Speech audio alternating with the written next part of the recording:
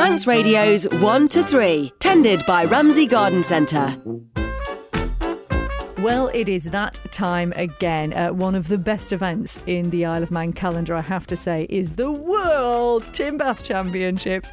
We're talking again with Cheryl and Boris. It's lovely to have you both with us. How are the nerves, Cheryl? Are you all right? Because it is close now. We're fine. We're excited for the event, as always, but it does feel like there's an awful lot that needs to happen at the last minute, but somehow it always comes together, and the main thing is we make sure everybody's going to have a brilliant time. Well, everybody always does. I mean, it is the most fun, Boris, isn't it? It's just great fun. It's a good old day, and the weather's booked in. It's scorchy out, so we've done a 10-day forecast and it's looking good. So fingers crossed. Well, I'm excited because one of our team is actually taking part. Lewis Foster. Hello. And you're not leaving that long on the Isle of Man, and now you're going to get into Tin Bath and take part in the World Tin Bath Championships. I know, surprised it's taken so long, actually. I hate cold water, but what can you do? Hopefully the weather's nice, like Boris says. So what do you know about it so far? I know there's water involved. I know there's a tin bath involved. I don't know, I'm probably not going to stay upright. I need some advice, to be honest with you. Well, you've got the right people here to ask. I mean, Boris, what would you say to Lewis as a first-time competitor? Practice your balance, I'd say. The baths aren't the biggest things, and it's about getting central and comfortable and get your balance, and it's once you're motoring, you'll be all right. It's quite a way to do, there and back. A lot of people study the tide and the river flow, so they know which side of the river to go down which is fastest. Right. Oh, there you go. So, man. Try not to fall in. That's as much a game plan I am. But it's worth bearing in mind, obviously, these are things that were designed to keep the water in. So if you can prevent that happening, that's definitely going to help. That's the goal. And if all else fails, bear in mind there are prizes for the best dressed bath, you know. There you go. There's other ways to win, or if you make it into the final, the first one to sink does get an honourable mention. So, I mean, I'm not suggesting for a moment that's going to be you, but there's more than one way to get your name in our history book. Are you planning on dressing your bath? At dressing the bath, we've started some design. Anyway, if you don't know, the story behind it is we needed a tub of some kind to fill with beer for our wedding. Yeah, put a call out for anyone who had a tin bath, and was put in touch with Boris, who said, yeah, we've got one going. So we filled it up with ice, and on our wedding day back earlier this month, we've got some details from the wedding. I'm going to dress it up a little bit more, I think, before the big day, but the second big day, should I say. I'm picturing a sort of bridal gown with a trail out the back. I probably should wear a veil or something. A veil would be good. I think that would suit you, Lewis. Yeah, okay, I like that. David Killey, number 16, has won it countless times. He's done a steam train, Laxey wheel, Concorde, all kinds of things. He's a legend of the decorating tin bath world. No pressure, Lewis. Well, we'll be there egging you on, obviously, Lou. I mean, but you have to win. Because you're representing us. So we'd be very upset if you don't. I'm just going to put that out there. And Cheryl, people can actually still enter, can't they? There's still time for people to enter. Absolutely, yeah. You can just go to our website, which is worldtinbath.com. Couldn't be any easier than that. Just click through the links there. We do still have places for the baths. There are very limited availability for the snake. So if you're planning to put a team in this year, now is the time to do it. And for the first time, you can actually go through the website to book your flying attempt as well this time. So, Lewis, if the bath sinks, can you do the flying attempt? I've seen this. Yeah, I'll do that.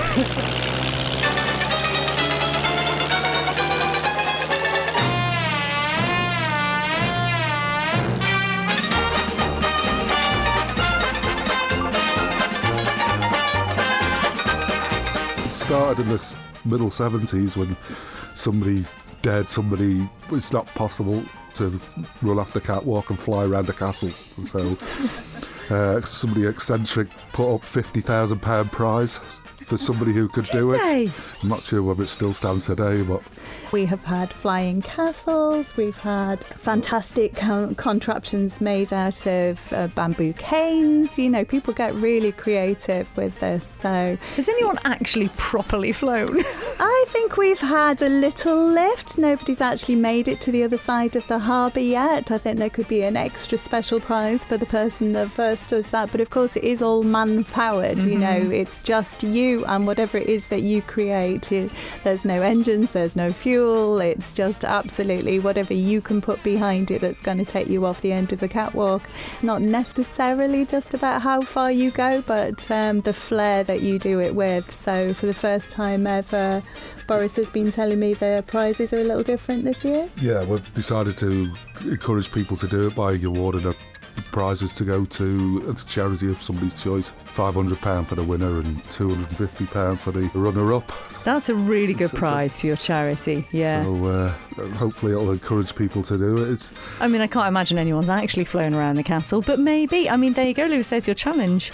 Yeah, I'll give it a go, yeah. Flair and a full lap of the castle. It's just flapping. I could give that a go, yeah. You never know who's going to be taking part, and if you're a design student, if you work for an engineering company, if you just think that your charity can be the most fun contribution, anyone can get involved, but I feel like there are definite advantages for people that have some understanding of taking off. We have all the safety people in place, divers, etc., and air traffic control are not having a tea break during the Tim bath, just in case.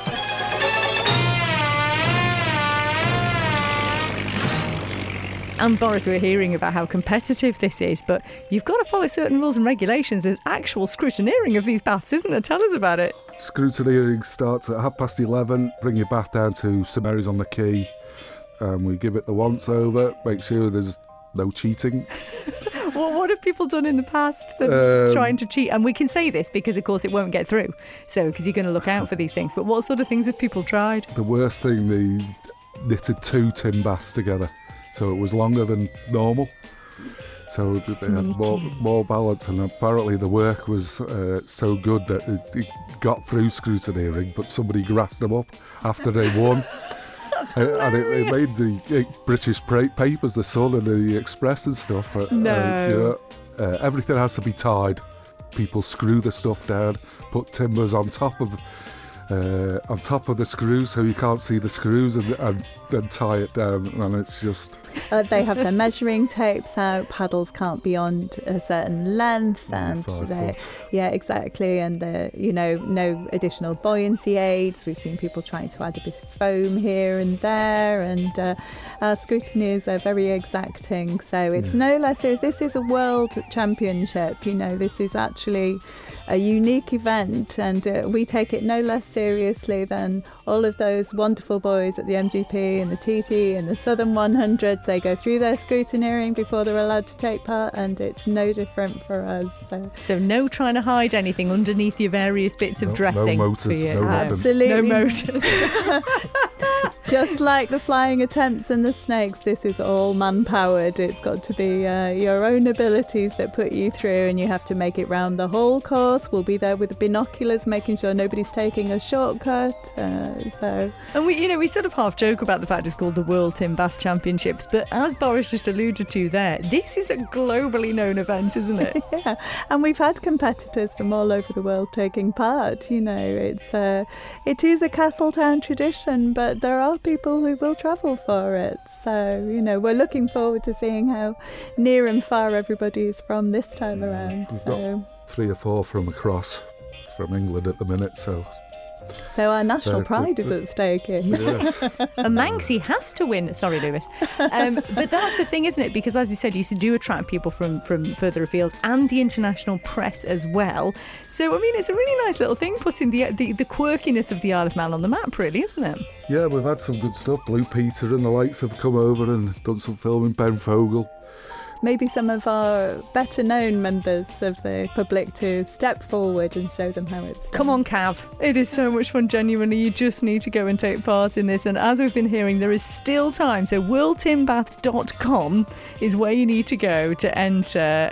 Lewis, you've got a little bit of prep to do. Have you actually sat in the bath in water yet? Not in water, no. That's this weekend. You are going to test it? It should be okay, weather this weekend. So I thought I'll take it out and see if I can stay in it. I can't imagine just wandering around somewhere on a nice little coastal walk and all of a sudden you see Lewis Foster bobbing about in a tin bath. I mean, I'm not going to be doing laps of the island, but I might, Well, we wish you all the best, Thank Lewis. Any last words for our Lewis Foster before he takes on this mammoth global challenge? Well, as Manx Radio are our special partners, we might be able to fix you up with a meeting with one of our previous competitors. Jace, who's one of our team members, did actually manage to row his tin bath all the way from Port St Mary to Castletown a couple of years ago. Nice. So if you need a bit of a steer in the right direction, maybe he would be willing to give you a few tips, although I think Boris probably covered most of the essentials. In years to come, you might be immortalised on a poster, Lewis, because the posters this year, the artwork on them is absolutely exceptional. I've seen this. And features a mini Chris Killey. It's uncanny. It is uncanny. It is incredible. Provided by Ari Lewin, and he's done a modern day version of the programme cover from 1976, and he's got Manx Radio on it with our Chris Killey, the rope Kinner's slide. cartoon. I don't know, not sure about his boxes though. Kinner's in his boxes, that's brilliant. Divers, sharks, everything's on this poster. A magnificent man in his flying machine, there's all kinds of things. And the original artwork, I mean, it's great, isn't it, Cheryl, as well? Because one of the other posters actually shows the original artwork from 1976. Again, brilliant fun, isn't it? It's fantastic when you look back. I mean, this is our 53rd event, so looking back at some of our archive materials is an event in itself, Times have changed a lot, but the essence of the event has remained the same, and that's what's really lovely about it for us, is to see really how the essence of the event hasn't really it's changed. It's a family day. It's always come just... down, we try and entertain the kids, we do stunts and things, and there's food vendors down there, and there's a pub. So everybody's catered for, and it's a fun day. It's exactly that. We just want everybody to come down and have a great time, and if they're not competing themselves, just to cheer them all on, because you'd be surprised what a difference that makes to our guys in the water. All of the entrance fees go to local good causes. Half of it this year will be going to I'll Listen, but you can be sure that everything that we raise on the day is all going to help people around us. So, come along, give them a cheer, or better still, sign on. And if you want to be a part of this historic event, go to worldtimbath.com. You've still got time to register. And will you guys sort out baths for people if they are late registering? Yeah, absolutely. We've got plenty of baths to give people. Excellent. And they can take them away, practice and decorate them as they wish. But don't try too hard because we want Lewis to win. So I'm just putting that out there.